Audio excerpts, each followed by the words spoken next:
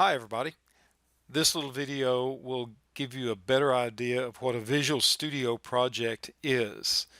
It's important to get that in your mind right away because we're going to be using these all the time. To begin with, a project, just think of it as a container. It's going to contain all sorts of different files, and most of those files we have no control over. So these little files on the left over here, they're in the container, but they're created by Visual Studio itself. Now there's another kind of file called a CPP file because it ends in .cpp. Those are the ones we have control over. It's important that you realize those CPP files are just one of many though. So now let's take a look at Visual Studio.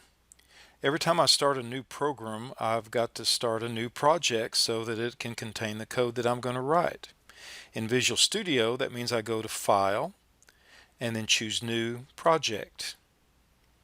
Now in our course, the projects we create are going to be Windows console applications. So I choose that. And then I get to name my project. I want to make it something meaningful. So let's say I'm going to add two numbers and print out their total. I might call my project Add Numbers. Once I do that, I have to decide where I'm going to save the project. At school, I'm on your H drive, but here I'm going to choose a folder that I made just for my projects, and then I have to choose that folder.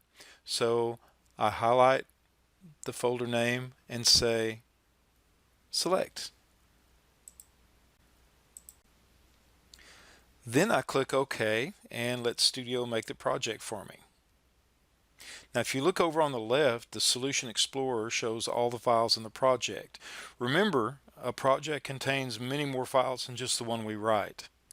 The one I'm interested in though is going to be in the source list. So I'm going to go to the source list, click the little arrow, and sure enough there's a CPP file called Add Numbers. That's where I'm going to write my code, in the CPP file. So I make sure that I'm including pch.h and that I'm including iostream and that I'm using the correct namespace. So I put using namespace std for standard. And then I'm ready to type some code. I don't want to say hello world, so I erase all of that and I start typing my code here. Since I'm going to add two numbers, I want to declare a couple of variables. Now remember, those are just locations in RAM. So I call one of them X and I give it a value of 25. Another one Y and I give it a value of 146.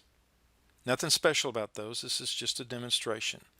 I also need a variable to contain their total, and I say that variable gets its value by adding X and Y together. Now I need to print out my results. So I type a string and send it to cout, and I also send what's contained in the total variable, and I also send an indel, which will make the cursor go to the next line. Now if everything looks okay, I'm ready to compile and run my program. So to do that, I press Control F5. If there are errors, then I get to see them. Otherwise, this black box opens up and shows that, my total is 171, which it should be with those numbers that I had. I can press any key to go back to Visual Studio. We're going to be doing this a bunch. Give this a try a couple of times and let me know how it turns out.